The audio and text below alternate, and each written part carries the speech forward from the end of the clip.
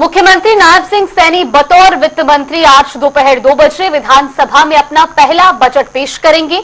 ये बजट राज्य के इतिहास में पहली बार 2 लाख करोड़ रुपए का आंकड़ा पार कर सकता है। बजट विशेष रूप से महिला सशक्तिकरण और युवा विकास पर केंद्रित होगा, जिसमें महिलाओं को 2100 रुपए मासिक सहायता और युवाओं के लिए हर साल 40,000 सरकारी नौकरियों का प्रावधान शामिल है। इस वर्ष के बजट में महिलाओं के लिए कई महत्वपूर्ण योजनाएं प्रस्तावित हैं, जिनमें 500 रुपए में गैस सिलेंडर योजना का विस्तार, महिला उद्यमियों के लिए ब्याज मुक्त लोन और लखपति दीदी योजना शामिल है और कर्मचारियों के रिटायरमेंट की उम्र 58 से बढ़ाकर 60 की जा सकती है। तो आज हरियाणा का बजट पेश होना है। आपको बता दें कि हरियाणा में विधानसभा चुनाव अक्टूबर में संपन्न हुआ था और अब बीजेपी की तीसरे कार्यकाल का ये पहला बजट होना है। मुख्यमंत्री नायब सिंह सैनी पहली बार बतौर वित्त मंत्री बजट पेश करने जा रहे हैं और ऐसे में हरियाणा की जनता को भी इस बार बजट से कई उम्मीदें हैं, क्योंकि बजट से पहले कई वर्गों से सुझाव लिए गए थे, प्री बजट की बैठक की गई थी और खासतौर पर किसानों, युवाओं, कर्मचारियों, हर वर्ग से बजट को लेकर सुझाव लिए गए थे। ऐसे में आम जनता की उम्मीदें इसलिए भी ज्यादा हैं कि जो सुझाव जनता से लिए गए हैं या अलग अलग वर्गों से लिए गए हैं, अब उसको सरकार बजट में किस तरीके से उतारती है, इसके लिए कुछ देर का इंतजार और करना होगा, क्योंकि आज दोपहर 2 बजे बजट पेश होगा और उसके बाद क्या कुछ इस बार हरियाणा की जनता के लिए खास है, ये स्थिति भी स्पष्ट होगी।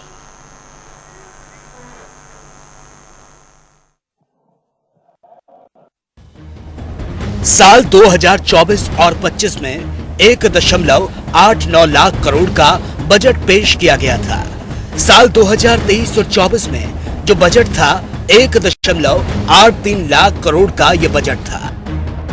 साल 2022 और 23 में यह राशि 1.77 लाख करोड़ रुपए थी, जो कि साल 2021 और 22 की तुलना में 15.6% अधिक थी, जिसमें प्रमुख है लाडो लक्ष्मी योजना। इसका ऐलान हो सकता है। उद्यमी महिलाओं के लिए ब्याज मुक्त लोन का ऐलान भी संभव। लखपति दीदी के लिए बजट में प्रावधान की संभावना। 500 रुपए में महिलाओं को गैस सिलेंडर देने की योजना का दायरा बढ़ सकता है। युवाओं के लिए 1 साल में नई नौकरियों का ऐलान संभव। भर्ती कैलेंडर जारी करने को लेकर ऐलान संभव। नए मेडिकल कॉलेज बनाने का हो सकता है ऐलान। रिटायरमेंट की उम्र बढ़ाने का भी हो सकता है फैसला। विधायकों का टीए-डीए बढ़ा सकती है सरकार। साल 2024 और 25 में 1.89 लाख करोड़ का बजट पेश किया गया था। साल 2023 और 24 में जो बजट था 1.83 लाख करोड़ का यह बजट था। साल 2022 और 23 में यह राशि 1.77 लाख करोड़ रुपए थी, जो कि साल 2021 और 22 की तुलना में 15.6% अधिक थी, जिसमें प्रमुख है लाडो लक्ष्मी योजना। इसका ऐलान हो सकता है। उद्यमी महिलाओं के लिए ब्याज मुक्त लोन का ऐलान भी संभव। लखपति दीदी के लिए बजट में प्रावधान की संभावना। 500 रुपए में महिलाओं को गैस सिलेंडर देने की योजना का दायरा बढ़ सकता है। युवाओं के लिए 1 साल में नई नौकरियों का ऐलान संभव। भर्ती कैलेंडर जारी करने को लेकर ऐलान संभव। नए मेडिकल कॉलेज बनाने का हो सकता है ऐलान। रिटायरमेंट की उम्र बढ़ाने का भी हो सकता है फैसला। विधायकों का टीए-डीए बढ़ा सकती है सरकार। तो बजट से किस तरह की उम्मीदें हैं, उससे जुड़ी कुछ महत्वपूर्ण जानकारियां आप तक पहुंचा रहे थे। अब से कुछ ही देर बाद बजट पेश होगा, लेकिन उससे पहले किस तरह का माहौल है, बीजेपी, कांग्रेस क्या कुछ तैयारियां कर रही हैं बजट को लेकर, ये आपको बताते हैं। हमारे साथ कुछ खास मेहमान जुड़ चुके हैं, उनसे आपका रूबरू करा दें। प्रोफेसर विदु रावल जी हमारे साथ हैं, बीजेपी प्रवक्ता। ललित अरोड़ा जी हैं, कांग्रेस पार्टी के प्रवक्ता। और हमारे साथ CA chartered accountant Diwakar Pandey ji जुड़ गए हैं। आप तीनों का बहुत स्वागत है हमारे खास कार्यक्रम में। राजनीतिक मेहमानों की तरफ बढ़े उससे पहले एक शुरुआत आपके साथ दिवाकर पांडे जी। हरियाणा का ये जो बजट आज पेश होने वाला है, इसे लेकर तैयारियां लंबे समय से की गई। मुख्यमंत्री नायब सिंह सैनी ने तमाम वर्गों से बातचीत की, अलग अलग वर्गों से सुझाव लिए बजट किस तरह का हो। आज बजट पेश होगा, आपकी किस तरह की तैयारियां हैं प्रदेश के ऊपर जो कर्ज को लेकर सवाल विपक्ष लगातार पूछता है और नई नई योजनाएं भी सरकारें लाती हैं, तो इस तरह से आपकी क्या कुछ पहली प्रतिक्रिया बजट आने से पहले? जनता टीवी के को मेरा नमस्कार। जैसे कि बजट हरियाणा सरकार के साथ आने वाला है और पिछले साल जो बजट आया था उसमें एक हैवी कलेक्शन जो जीएसटी से उम्मीद थी वैसे हुई भी, और मेरी उम्मीद है जैसे मैं चार्टर्ड अकाउंटेंट प्रोफेशन से हूं, तो मैं उम्मीद करूंगा कि जो व्यापारिक वर्ग है इसके लिए कुछ ऐसी स्कीम लाई जाए, जैसे मुद्रा लोन से लिंक किया जाए, उनको कुछ सब्सिडी दी जाए ताकि व्यापार में बढ़ोतरी हो। क्योंकि जब एक व्यापार बढ़ता है तो उससे रेवेन्यू कलेक्शन बढ़ता है, रोजगार बढ़ता है और एक बाजार में उछाल आती है। जी, तो विशेषज्ञ के तौर पर दिवाकर पांडे जी की राय है कि व्यापार के नजरिए से कई योजनाएं होनी चाहिए ताकि व्यापारियों को, अन्य तमाम लोगों को भी फायदा हो। चलिए बातचीत की शुरुआत करते हैं। विदु रावल जी आपके साथ, ये पहला बजट होगा तीसरी सरकार का आपके, तो इस लिहाज से भी प्रदेश की जनता को काफी सारी उम्मीदें हैं। जी विदु रावल जी, क्या कुछ आज आप अपने बजट के पिटारे में इस सरकार की तरफ से देने वाले हैं प्रदेश की जनता को? रितेश जी आपको नमस्कार, अदिति जी को नमस्कार, पैनलिस्ट है उनको नमस्ते। मैं उम्मीद करूं मेरी आवाज ठीक ठाक आ रही है। जी रावल जी। देखिए रितेश जी, हरियाणा जो है भारत की इकोनॉमी के अंदर एक बहुत महत्वपूर्ण घटक बन चुका है। किस प्रकार से हमारा योगदान जो रहा है भारत की बढ़ती इकोनॉमी में वो अद्वितीय है। जब हम सरकार में आए थे तो उस समय हरियाणा का जो योगदान होता था देश के बजट में, यानी देश की जीडीपी में जो हमारा योगदान होता था वो 3.4% होता था, जो आज बढ़कर 4.2% हो चुका है। लगभग 1% की वृद्धि जो है हमने हरियाणा के कंट्रीब्यूशन में की। देश का तो बजट जो है 6 गुना बढ़ा ही हमने देखा, लेकिन हरियाणा का भी बजट जो है वो भी माफी चाहूंगा, देश का बजट तो लगभग 3.5 गुना बढ़ा है, लेकिन हरियाणा का बजट जो है वो 6 गुना बढ़ चुका है जब से कांग्रेस छोड़कर गई थी। यानी 10 सालों में 600% की 600% का राइज है। हम ऑल टाइम इनकम टैक्स जो कलेक्शन है ऑल टाइम हाई है, और ये कब, जब हमने इनकम टैक्स में जबरदस्त रिलीफ दिए हैं। कांग्रेस के समय कोई रिलीफ नहीं मिला करते थे। हम जानते हैं 2 लाख रुपए तक का शायद जो है वो जो होता था, हमारा रिलीफ होता था, यानी नॉन टैक्सेबल इनकम 2 लाख से ऊपर शुरू होती थी, आज वो बढ़कर 12 लाख हो गई। यानी 6 गुना रिलीफ देने के बाद भी आज ऑल टाइम हाई है हमारा इनकम टैक्स कलेक्शन हो, चाहे जीएसटी कलेक्शन हो। वो भी जो है कंजम्पशन डाटा जो बताता है कि किस प्रकार से हरियाणा के उपभोक्ता जो हैं वो कंज्यूम कर रहे हैं। ये अपने आप में कन्वेंशनल विजडम देता है कि हरियाणा खुशहाल हो रहा है, हरियाणा बहुत बहुत समृद्ध हो रहा है। ये बहुत शानदार आंकड़ा है। भारत 5 ट्रिलियन इकोनॉमी की तरफ बहुत तेजी से बढ़ रहा है, दुनिया की तीसरी आर्थिक महाशक्ति बनने की ओर खड़ा हुआ है, उसके द्वार पर खड़ा है। तो ऐसे में हरियाणा का कंट्रीब्यूशन जो है बढ़कर जो आ रहा है ये अपने आप में अद्वितीय है। हरियाणा की अगर खुद की बात करें तो पिछले सालों में बहुत जबरदस्त अचीवमेंट्स हुई हैं। जब हम सरकार में आए थे तो पर कैपिटा इनकम जो होती थी व्यक्ति की प्रति व्यक्ति प्रति साल जो पर कैपिटा इनकम होती थी वो 1,37,500 रुपए थी, जो आज बढ़कर जो है पिछले साल की बताऊं तो 3,26,000 के करीब है, और इस साल जो है अनुमान लगा रहे हैं कि लगभग 3,40,000 और 45,000 के करीब, जो कि तिगुने के करीब है। यानी 10 साल में लोगों का पर कैपिटा इनकम जो 3 गुना बढ़ा दिया हमने। किस प्रकार से लोगों के जीवन में सुखद हम बदलाव लेकर आए हैं। हम आज पर जो सैलरीड पर्सन है उसकी जो ईयरली इनकम है, एवरेज ईयरली इनकम है वो 4 लाख रुपए है, जो कि एक समय पूरे परिवार की जो है यानी 5 लोगों की परिवार की 13 लाख रुपए हुआ करती थी। देखिए, मैं फिर से इस बात को रेखांकित करना चाह रहा हूं कि एक ढांचागत जो निवेश किया है हरियाणा की सरकार ने, किस प्रकार से हरियाणा के अंदर मेडिकल कॉलेजेस की वृद्धि हुई है, किस प्रकार से रोड इंफ्रास्ट्रक्चर हरियाणा का बढ़ा है, किस प्रकार से हरियाणा को खुशहाल बनाने के लिए विभिन्न मानकों पर हमने खड़ा किया है। आज जब मैं और आप बात करते हैं तो हरियाणा का देश की जीडीपी में 14वां स्थान है, जो कांग्रेस के समय जो है 18वें और 19वें स्थान पर हम लिंगर करते थे। मैं जल्दी से पूरा कर रहा हूं, एक दो छोटे आंकड़े दे देता हूं। पर कैपिटा इनकम के हिसाब से हम fifth largest per capita income दे रहे हैं पूरे देश में, जिसमें छोटे और समृद्ध प्रदेश भी शामिल है। आज जब मैं और आप बात कर रहे हैं तो देश में हर 3 में से 2 गाड़ियां हरियाणा के अंदर बनती हैं। एक समय इन्होंने मजबूर कर दिया था मारुति के सबसे बड़े प्लांट को हरियाणा से बाहर निकलने के लिए। 60% मोटरसाइकिलें जो है हरियाणा के अंदर बनती हैं, 50% ट्रैक्टर हरियाणा के अंदर बनते हैं, 50% रेफ्रिजरेटर जो है, फ्रिजेस जो है वो हरियाणा के अंदर बनते हैं। हरियाणा का ह्यूमन डेवलपमेंट इंडेक्स जो है 10वां है, जो कभी कांग्रेस के जमाने में 18वां और 19वां हुआ करता था। आज जो है गुड़गांव जो है नंबर 1 पर रैंक किया गया है आईटी ग्रोथ रेट के हिसाब से। नंबर 1 पर हरियाणा है टेक्नोलॉजी इंफ्रास्ट्रक्चर में। नंबर 2 है हमारा पूरे देश के अंदर स्टार्टअप इकोसिस्टम, और नंबर 2 है हमारा इनोवेशन और लायबिलिटी। किस प्रकार से हम हरियाणा को चहुमुखी विकास की ओर ले गए। जैसे ही कांग्रेस का बुरा साया हरियाणा से हटा, हरियाणा ने किस प्रकार से तरक्की की है इन 10 सालों में हमने देखा है। और एक के बाद एक मुख्यमंत्री जी अपने संकल्पों को पूरा करते हुए, मुझे लगता है आगे भी कोई खाना कांग्रेस के लिए नहीं छोड़ेगा। चलिए ठीक है विदुर रावल जी, कांग्रेस प्रवक्ता से भी इस पर रिएक्शन ले लेते हैं। ललित अरोड़ा जी, क्योंकि इस बार बजट से पहले प्री बजट की बैठकें हुई, अलग अलग वर्गों से भी सुझाव लिया गया, ऐसे में अब विपक्ष किस तरह से इस बार बजट को देख रहा है? क्या तैयारी है विपक्ष की? उम्मीदें हैं इस बार कि जो वायदे जनता से किए गए थे या जो सुझाव जनता से लिए गए हैं उनकी झलक देखने को मिलेगी बजट में?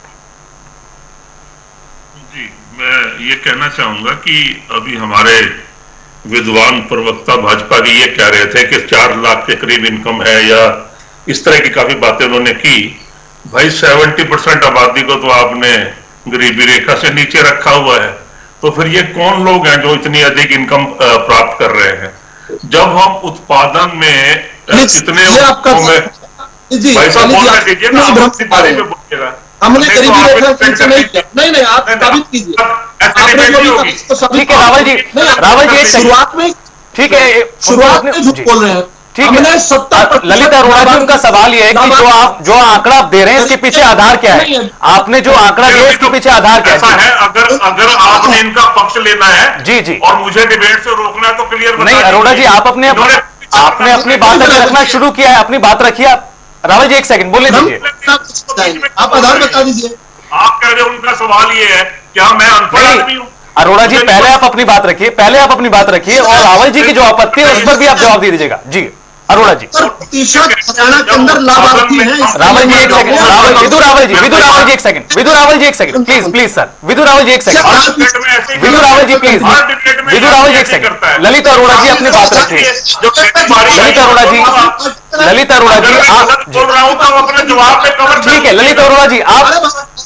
ललित अरोड़ा जी आप बताइए, बजट को लेकर जो बातें रावल साहब ने गिनाई है कि 2014 के बाद से 25 तक में इतना बदलाव हो गया, उन पर आपको क्या आपत्ति है और किन किन जगहों पर आपत्ति है वो भी दर्ज कराएं। मैं वही कह रहा हूं ना, आप बोलने दीजिएगा तभी ना। जी अभी इन्होंने 4 लाख रुपए की इनकम का वर्णन नहीं बोला। ये जो डिक्लेयर कर ठीक है रावल साहब प्लीज किस कंटेक्स्ट में बोला है? भाई मैं ये कह रहा हूं कि जब 70% से अधिक आबादी हमारी गरीबी रेखा से नीचे है इस राज्य की, तो फिर कौन सी इनकम की बात आप कर रहे हो? नंबर 2, उत्पादन में कितनी बातों में हम प्रथम या द्वितीय है, तो फिर वो हमारे यहाँ बेरोजगारी सबसे ज्यादा क्यों है? इसके अलावा जीएसडीपी का 42% के करीब आपका कर्ज है। तो फिर आप देखिए ना, 4,52,000 करोड़ के करीब इनका कर्जा है, और उसमें से 3,17,982 करोड़ तो ये दूसरा बता रहे हैं। तो स्मॉल सेविंग का 44,000 करोड़ की बात नहीं करेंगे, वो भी तो कर्जा है ना। बोर्ड व कॉर्पोरेशन का 44,000 करोड़ है, बिजली बिल व सब्सिडी 46,000 समथिंग है। और अगर हम ये बात करते हैं 33% की मानक है कि जीएसडीपी का ये कर्जा होगा, लेकिन 42% है। तो जब बजट की बात होगी तो ये सवाल उठेंगे, और उनको बर्दाश्त करना सीखिए। जब अपनी बारी आए तो जरूर बोलिएगा। और भी हमें इस बजट से बहुत सी चीजों की अपेक्षा है। वो ये है कि जब कृषि क्षेत्र, जो हमारा कृषि भूमि है वो 3.6 मिलियन हेक्टेयर है, और उसमें से भी 1.8 के करीब जो है वो नहरी सिंचाई से है, और ओवरऑल 70% में हम ट्यूबवेल भी यूज करते हैं। तो सिंचाई के लिए हम जो है अपनी ग्रामीण जनता को, किसानों को क्या रिलीफ देने वाले हैं? पीने की पानी की बात हो रही है, कमी है हमारे यहाँ मेवात में, दक्षिणी हरियाणा के महेंद्रगढ़ और रेवाड़ी में है, और पानी में नाइट्रेट और यूरेनियम की जो है परसेंटेज बढ़ रही है। सिरसा फतेहाबाद में भी है, झुग्गी झोपड़ी वालों को भी पानी नहीं मिलता। और हरियाणा के कुछ पर्वतीय इलाके हैं जहां पे जो है यमुनानगर और अम्बाला के, जहां पे पानी की समस्या है, पीने के पानी की। अच्छा, फिर युवाओं की संख्या, इनके अपने ही कायदे हैं कि 15 साल से, और ठीक भी है, 15 साल से 39 साल तक के युवा व्यक्ति को हम युवा कहते हैं। तो अगर ये इस समय जो है 1 करोड़ 20 लाख युवा है, तो 2023 के अनुमान के मुताबिक उनके लिए क्या बजट में प्रावधान होने जा रहे हैं, वो भी हम देखना चाहेंगे। 2 बजे बजट आना है। गृहिणियों के लिए क्या करने जा रहे हैं, असंगठित क्षेत्र और संगठित क्षेत्र के मजदूरों के लिए कोई जीवन बीमा योजना ये शुरू करने जा रहे हैं, ये भी हम देखना चाहेंगे। 60 साल की जब आप आयु बढ़ाने जा रहे हो, ऐसा सुनने में आया है, अगर ये बात सच है तो आदमी अपने वेतन के अधिकतम पर होता है लास्ट के 2 सालों में, और 58 साल की सदियों से, यानी 70 साल 75 साल से परंपरा चली आ रही है, एक नियम है एम्प्लॉयमेंट का सरकारों का। तो आप जो है नए लोगों को उतने ही, एक व्यक्ति की सैलरी में 3 लोगों को रोजगार दे सकते हो। ऐसा नहीं है कि आप 58 साल को एकदम बढ़ा दे। किसको खुश करना चाहते हो? हमने तो बेरोजगारी उन्मूलन पे आपसे जरूर पूछेंगे और समझना चाहेंगे कि आप इस बजट में किन किन चीजों के प्रावधान कर रहे हो, क्योंकि ये जरूरी है। और मैं ये भी जानना चाहूंगा कि जो हमारे लोग गरीबी रेखा से नीचे ग्रामीण क्षेत्र के लोग हैं, खासकर जो कम से कम 1 करोड़ 30 लाख के करीब होने चाहिए अनुमानों के मुताबिक, उनके लिए कोई नई योजना आप लागू करने जा रहे हो? लाडो लक्ष्मी के बारे में अवश्य चर्चा बहुत हो रही है। आपने कहा था पहली कलम जो बजट में कर देंगे, तो वो जानना चाहते हैं। आप पीछे जाने की बजाय ये तीनों का जो कह रहे हो एक ही जगह लगाने जा रहे हो। मैं एक और बात की तरफ सरकार का ध्यान लगाना चाहूंगा कि आप जो है पवन, जो विंड एनर्जी है, उसकी तरफ क्या करने जा रहे हैं? 10 किलोमीटर के रेडियस में आप संस्कृति स्कूल खोलने जा रहे हो, ऐसा आप कह रहे हो। तो पहले स्कूलों को आप बंद कर रहे हो, उन स्कूलों को अपग्रेड कर दीजिए ना। और आप कह रहे हो कि पूरे राज्य में 20 किलोमीटर में कॉलेज की व्यवस्था करने जा रहे हैं या कर दी है, तो बता देंगे कितने कॉलेज है, कितने क्षेत्र में कितने कॉलेज बन चुके हैं। इसके साथ साथ ही जो है पैकेजिंग इंडस्ट्री की आपने बात करी है, आपके विशेषज्ञों ने या दूसरे लोगों ने, तो हम ये जानना चाहेंगे कि बजट में आप ये जो इतनी वेलफेयर स्कीम भी ला रहे हो, डेवलपमेंटल स्कीम भी ला रहे हो, कर्जा पे करने के बाद आपके पास बचेगा क्या? ठीक है ललित अरोड़ा जी, आपने कई आपत्तियां उठाई हैं और कई बातें ये भी कही कि इन योजनाओं को लेकर आप क्या करने वाले हैं। चूंकि समय निर्धारित है, इसलिए अपनी बातों को प्लीज आप छोटे में रखना। मेरी सहयोगी जागृति सवाल पूछेंगे। आपत्ति शब्द गलत है। मैं ये जानना चाह रहा हूं कि सरकार की तरफ से बजट में प्रावधान क्या किए जा रहे हैं, आप आपत्ति क्यों कह रहे हैं? जी, मैं तो जानना चाह रहा हूं ना।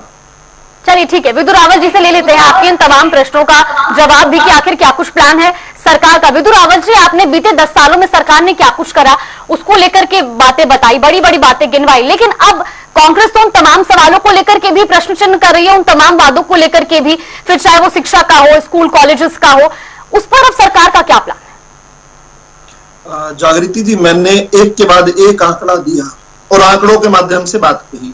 मेरा एक भी कोई आंकड़ा जो मैंने आंकड़ा दिया है, मैं सोर्स बताने को तैयार हूं। मेरा कोई एक भी आंकड़े को चैलेंज कांग्रेस के प्रवक्ता ने नहीं किया, लेकिन कांग्रेस के प्रवक्ता ने बात शुरुआत ही झूठ से की। उन्होंने कहा कि हरियाणा का 70% जो आबादी है वो गरीबी रेखा से नीचे है। दरअसल कांग्रेस पार्टी जितनी कंफ्यूज है, वैसे बहुत अच्छे प्रवक्ता हैं, शानदार प्रवक्ता हैं, लेकिन आज मुझे लगता है बहुत कंफ्यूज बैठे हैं, या कांग्रेस की बैठक से सीधा आपके स्टूडियो में आ गए। 70% आबादी इन्होंने गरीब बता दी। 70% दरअसल लाभार्थी हैं। 70% जनसंख्या को हम विभिन्न प्रकार के लाभ दे रहे हैं। ये कहीं पर नहीं लिखा हुआ कि ये गरीबी रेखा के नीचे है। हम गरीबी रेखा के ऊपर के लोगों को भी लाभ दे रहे हैं। असल मामला ये है। और एक मिनट, मैं उदाहरण के तौर पर ललित जी, अब आपने कहा है तो मुझे बहुत दुख हुआ कि आपने शुरुआत ही झूठ के साथ कर दी। देखिए, हम हरियाणा के अंदर लाभार्थियों को देने की जो सीमा रेखा है वो 1,80,000 रुपए है। यानी अगर आपकी 1,80,000 से भी कम इनकम है तो आपको जो है लाभ मिलेगा। पूरे देश के अंदर जो है, किसी भी प्रदेश के अंदर 1,80,000 नहीं है। किसी भी प्रदेश में 1,20,000 से ज्यादा जैसे इनकम होती है, किसी को कोई सरकारी लाभ नहीं मिलता। और इसीलिए मैं जो है, अगर ये इस तर्ज पे आते हैं, इन्होंने कह दिया कि क्योंकि हम लाभ दे रहे हैं इसलिए हमने गरीबी रेखा कर दी।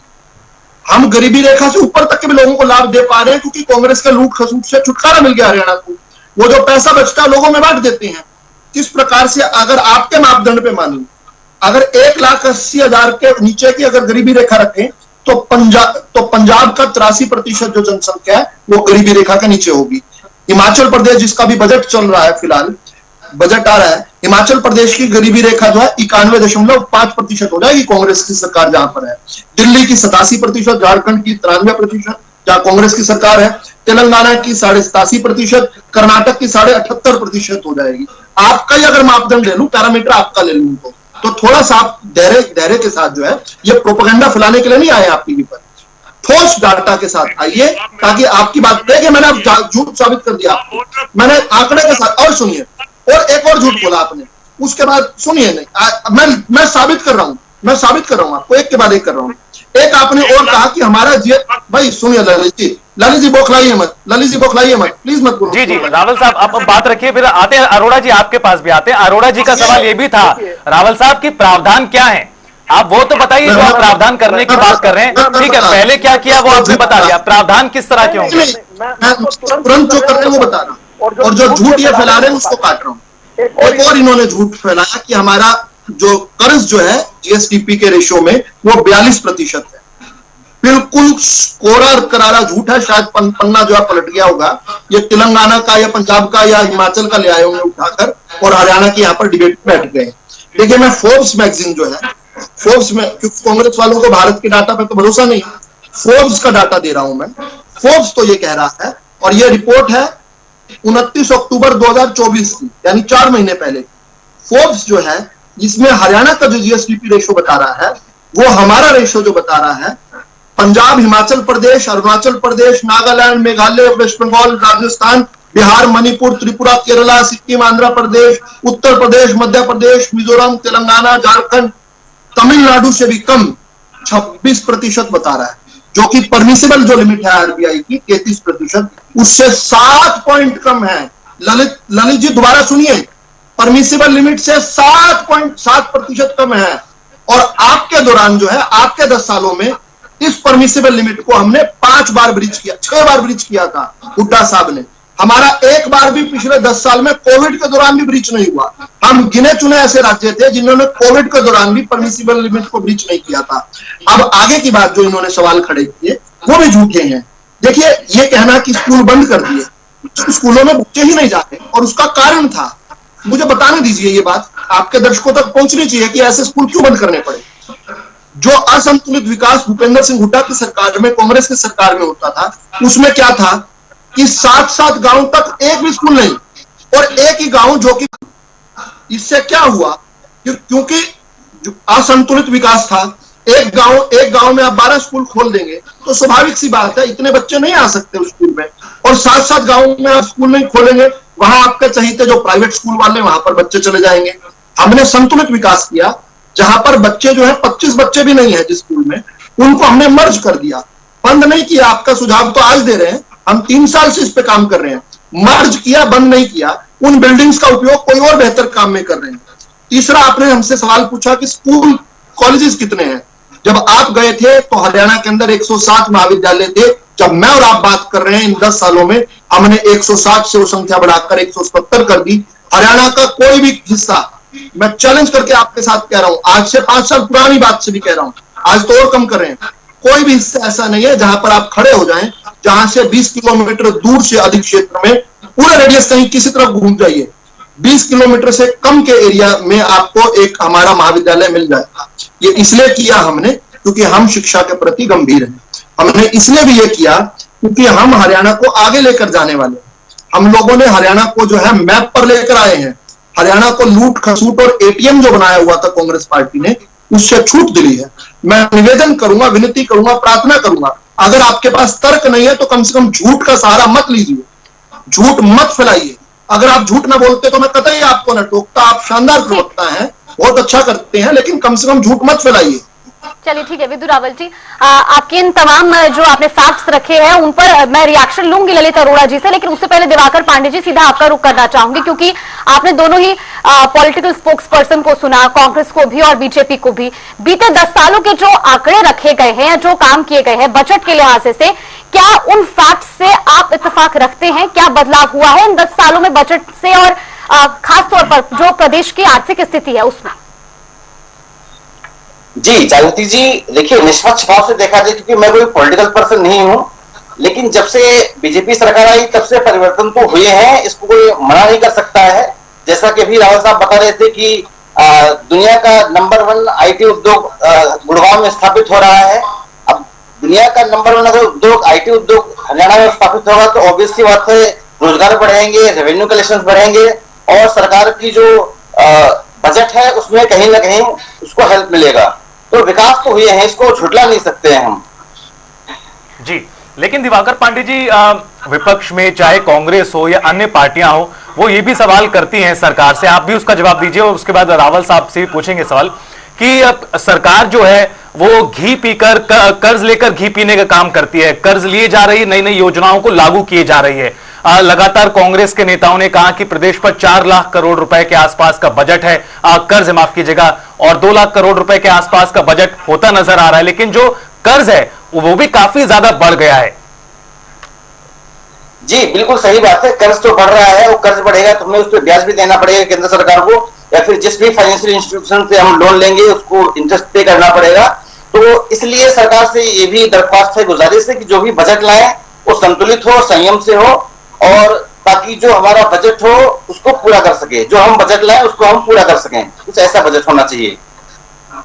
चलिए बिल्कुल, ललित अरोड़ा जी, सीधा मैं आपसे रिएक्शन लेना चाहूंगी। विदु रावल जी की ओर से जो तमाम फैक्ट्स रखे गए, उनका कहना है कि हमने 10 साल में प्रदेश की स्थिति बदली है और अब क्योंकि इस बार का जो बजट है वो 2 करोड़ से भी ज्यादा, 2000 करोड़ से भी ज्यादा का हो सकता है, और ऐसे में प्रदेश की जो आर्थिक स्थिति है, ये तमाम उन्होंने फैक्ट्स गिनवाए, चाहे वो स्कूल संस्थानों की बात हो, कॉलेजेस की हो, या आपने जिस तरीके से प्रश्न किया था कि कई स्कूलों को बंद किया जा रहा है अपग्रेड करने के बजाय, उस पर उन्होंने अपने फैक्ट्स रखे। देखिए, पहले तो मैं अपनी स्थिति जो हरियाणा का कर्ज है जीएसडीपी का, मैंने 33% से ऊपर बोला, वहां मैं क्लियर कर दूं कि ये लोग 3,17,000 करोड़ के ऊपर कैलकुलेशन करते हैं। कैलकुलेशन 4,52,000 करोड़ के ऊपर होनी चाहिए। दूसरी बात ये कि परसेंटेज खुद ही बता दें, मैं 4,52 बता रहा हूं, ये 3,17 या कितना कर्ज है, ये क्लैरिफाई कर दें कि ये 33% से नीचे आता है। नंबर 2, जब आप बात करते हैं विकास की, तो आप अभी आप कह रहे हैं कि 2 लाख करोड़ से ऊपर हो जाएगा। 1.89 का 10% जो है 11 समथिंग बनता है, 1190 कह लो। तो या इसका मतलब या तो कोई आंकड़ा झूठा है या कोई एस्टिमेट आपके नजर में गलत हो सकता है, क्योंकि 10-12% से ऊपर ग्रोथ जो बजट की मतलब इंक्रीज है नहीं होने जा रही है। आप 15% ग्रोथ के आसपास लेके चल रहे हो आपके हिसाब से 2 लाख करोड़ से ऊपर होने से।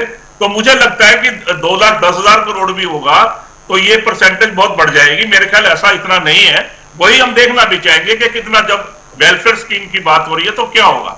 इन्होंने बोला कि हर गृहिणी को 500 रुपए में सिलेंडर देंगे, पहले बोला था, इन्होंने स्पेसिफाई नहीं किया था कोई एज क्राइटेरिया। साथ ही इन्होंने बोला था 2100 रुपए जो लाडो योजना में हर एक बहन को देंगे। अब शायद उन्होंने इनकम से लिंक कर दिया। खैर कोई बात नहीं, ये तो इनको इंट्रोस्पेक्ट करना है कि जब पहले कुछ और बोलते और बाद में कुछ और बोलते और झूठ के बारे में कह रहे हो कि कांग्रेस झूठ बोल रही है। इसके अलावा मैं एक और चीज जो हरियाणा में देखता आ रहा हूं, और मेरे साथी एग्री करें चार्टर्ड अकाउंटेंट साहब भी, कि भाई हरियाणा में बिहार है या राजस्थान है, वहां में विशेष जो ओबीसी या ST/ST वर्ग है काफी हाई संख्या में यूपीएससी में आते हैं, ठीक है ना। लेकिन हरियाणा में कोचिंग के लिए इन्होंने बोला कि हम फतेहाबाद, रोहतक, जींद, इसमें हरियाणा की कोचिंग भी करेंगे और उनकी भी करनी चाहिए, और उसके लिए कोई बहुत ज्यादा खर्चा नहीं है। तो इसका प्रावधान मैं देखना चाहूंगा कितना करने जा रहे हैं कोचिंग सेंटर के बारे में। और ये ऊर्जा पार्क की बात कर रहे हैं लेकिन विंड एनर्जी की बात नहीं कर रहे हैं, मुझे नहीं पता कि इसका स्कोप है कि नहीं है। दूसरी बात, IMT की बात कर रहे हैं कि करनाल में IMT लगाना है। IMT लगाना कोई इतना आसान नहीं है, और इन्होंने पहले हर जिले में IMT या कुछ संख्या ऐसी बताई थी। आज ये एक ही डिस्ट्रिक्ट की बजट में बात कर रहे हैं, क्योंकि वास्तव में या प्रैक्टिकली ऐसा नहीं हो सकता कि आप 5 सालों में 20 IMT बना, काफी इंफ्रास्ट्रक्चर पे खर्चा या पैसे की जरूरत होती है।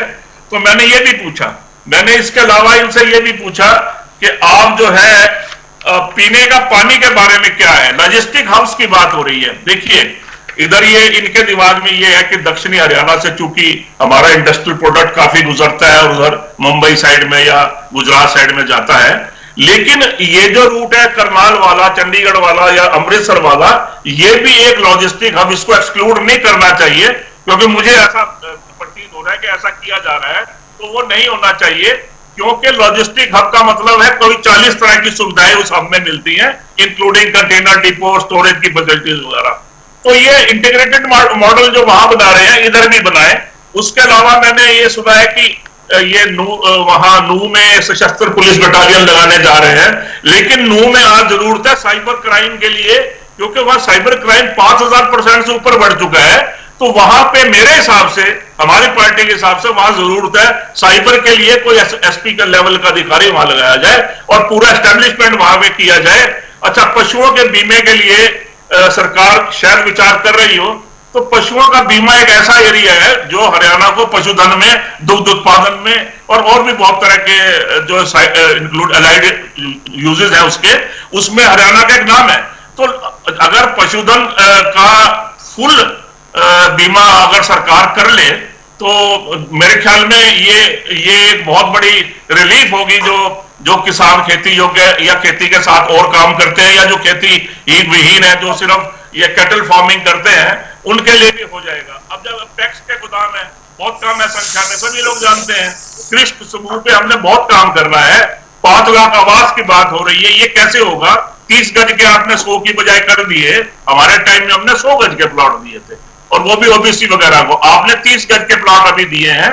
तो मैं ये कहना चाहूंगा कि जहां जहां संभव है ये संख्या और ये जो एरिया है बढ़ाया जाए, क्योंकि 4 लोग तो एक परिवार में आमतौर पे होते ही हैं। और मैं एक बात और, हरियाणा के विकास में, गवर्नेंस मॉडल में, आप अपने मॉडल को प्रेस कीजिए, लेकिन आईएलओ के मुताबिक 4 लोग एक परिवार में होते हैं, उनका रोटी, कपड़ा, मकान, शिक्षा और स्वास्थ्य बुनियादी आवश्यकताएं हैं, इसमें सारे ही आ जाएंगे, सब लोग आ जाएंगे, तो गृहिणियां भी आ जाएंगे, युवा भी आ जाएंगे।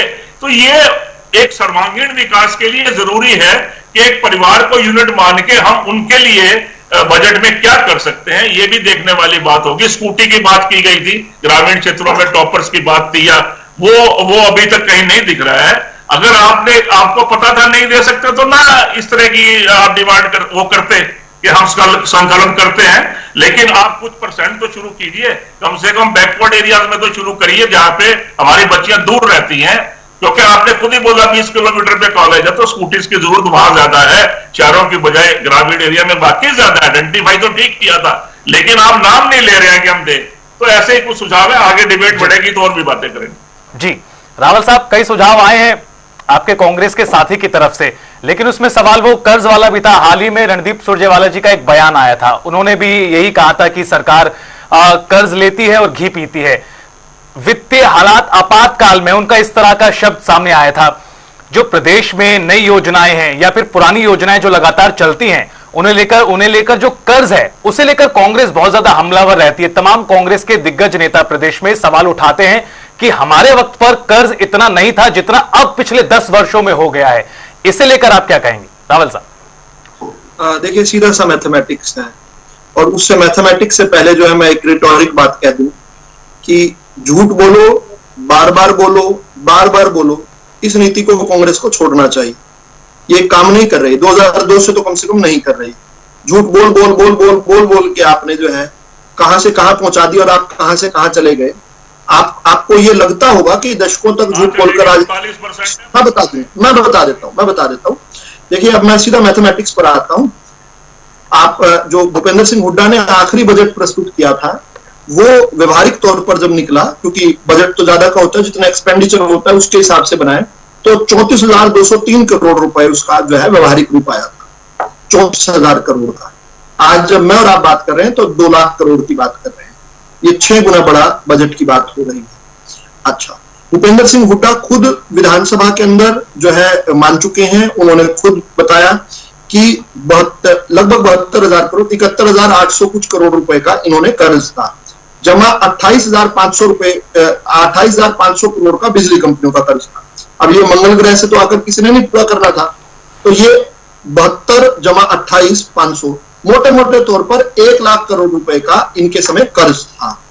34,000 करोड़ का बजट और 1 लाख करोड़ का कर्ज, 3 गुना। ठीक, अगर इस मैथमेटिक्स से चलते तो 2 लाख करोड़ रुपए का जो बजट है, 2 लाख करोड़ के बजट के हिसाब से तो 6 लाख करोड़ बजट होना चाहिए, 6 लाख करोड़ का कर्ज होना चाहिए था। कर्ज तो ज्यादा ये बता भी 3,17,000 से बढ़ा के ज्यादा कहां ले गए, 4 लाख करोड़ तक। अब इनके प्रवक्ता ने एक अपनी तरफ से एक कृत्रिम फिगर दिया 4.5 लाख करोड़। अरे गलती से आपकी सरकार होती तो 6 लाख करोड़ हो जाता। फिर मैं फिर से कह रहा हूं, झूठ बोलने के कोई पांव नहीं होते, और इसलिए जो है जनता इस बात को स्वीकार नहीं कर रही। चुनाव दर चुनाव जो है नतीजे देख रहे हैं हम। देखिए मैं इसमें क्या झूठ बोला है मुझे बता दीजिए। मैंने ये जो अभी आंकड़ा दिया, क्या 34,000 करोड़ का बजट नहीं था उपेंद्र हुड्डा का? क्या 72,000 करोड़ रुपए जमा 28,500 यूएचपीएन और डीबीएचयूएन जो 2 हमारी बिजली कंपनियों पे कर्ज नहीं था, 1 लाख करोड़ का नहीं था? क्या 34 को मोटे मोटे तौर पर 3 से गुना करें तो 1 लाख करोड़ नहीं आता?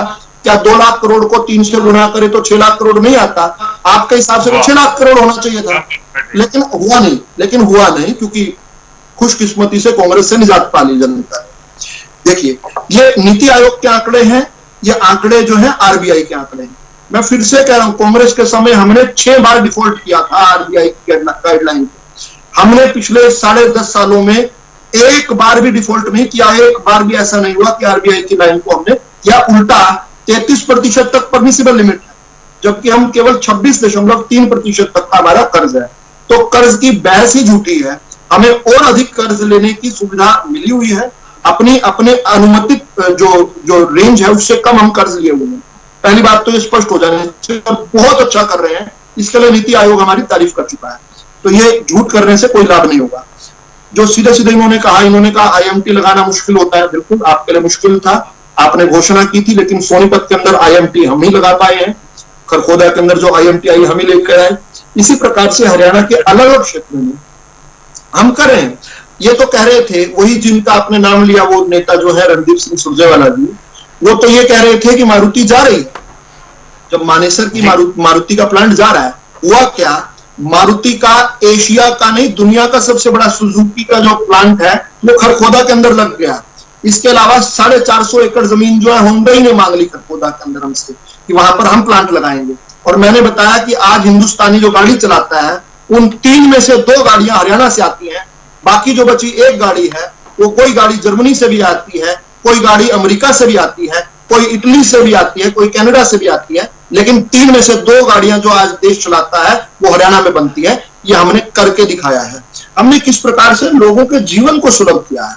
आज जब मैं और आप बात कर रहे हैं जागृति जी, तो आज हिंदुस्तान में सबसे अधिक सामाजिक सुरक्षा पेंशन कौन दे रहा है?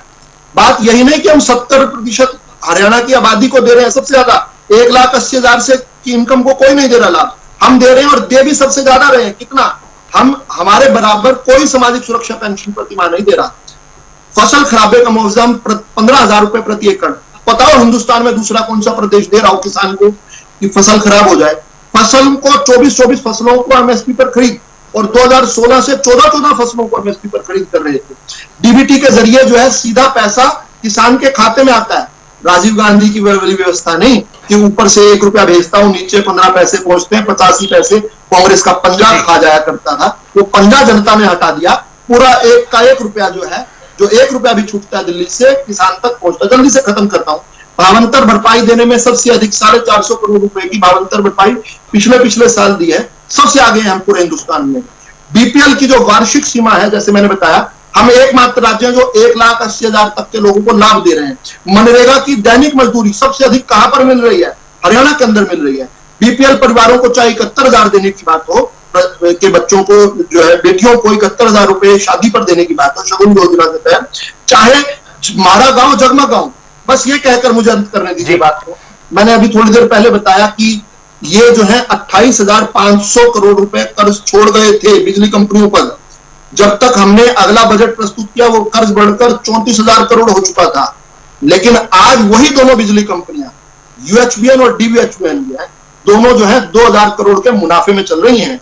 ये होता है मैनेजमेंट। और ये कब? क्योंकि लाइन लॉस, ये लाइन लॉस इनके समय 37.5% था, आज 13% है। इनके समय एक भी गांव में 24 घंटे बिजली नहीं आती थी। आज हरियाणा के 90% गांव में हम 24 घंटे। ठीक है रावल साहब, आपके सवालों का जवाब देंगे अलिता जी। ठीक है रावल साहब, अरोड़ा जी आपके सवालों का जवाब देंगे।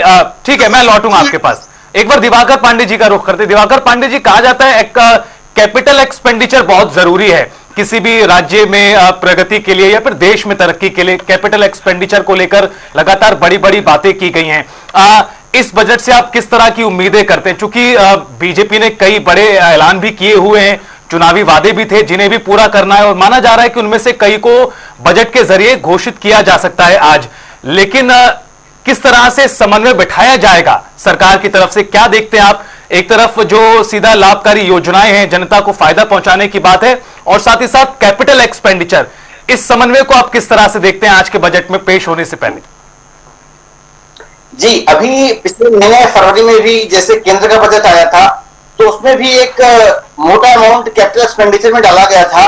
तो मैं उम्मीद करता हूं कि जो हरियाणा सरकार का आज बजट आएगा, तो इसमें भी एक मोटा अमाउंट, एक मेजर पोर्शन कैपिटल एक्सपेंडिचर में डाला जाएगा, क्योंकि जो रेवेन्यू एक्सपेंडिचर होता है वो एक साल के अंदर होता है, खर्च हो जाते हैं, विद इन ईयर का प्रावधान होता है।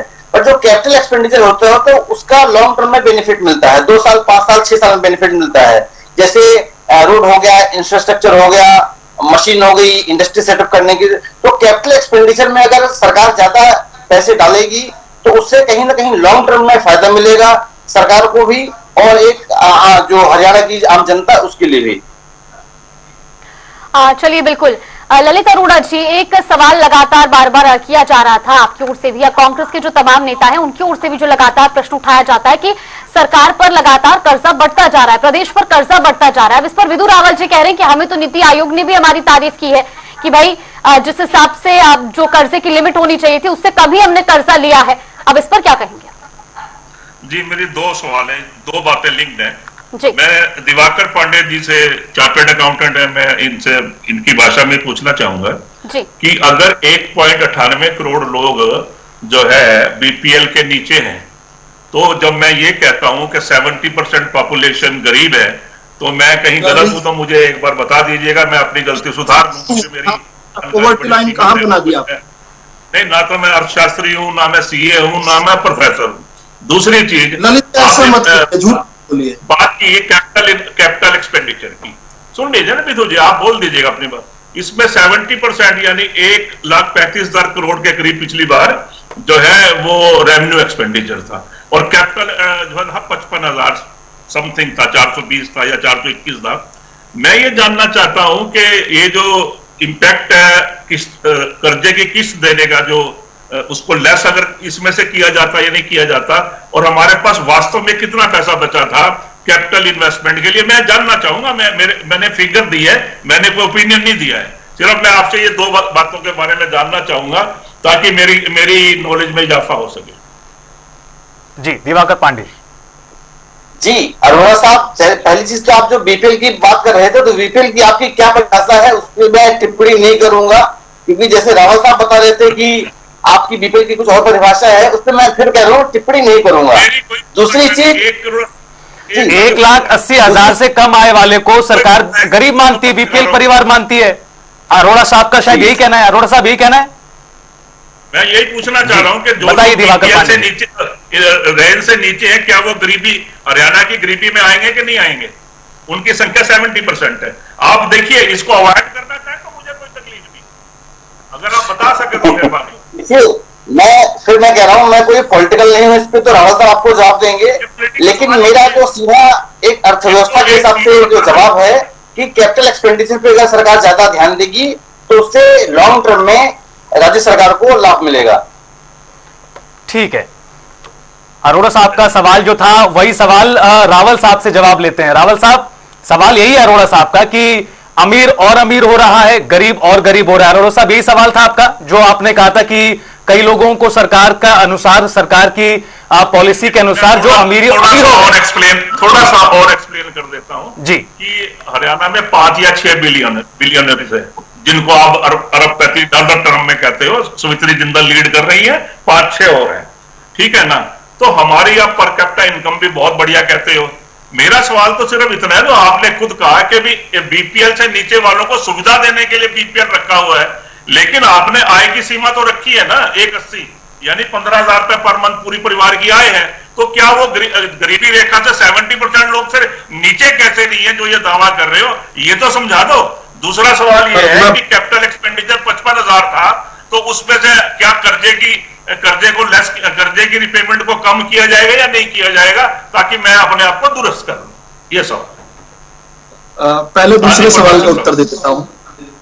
रावत साहब पहले सवाल का उत्तर दीजिए। चलिए पहले सवाल का उत्तर दे देता हूं। पहला थोड़ा बड़ा था उत्तर, इसलिए मैंने सोचा पहले छोटा उत्तर दे।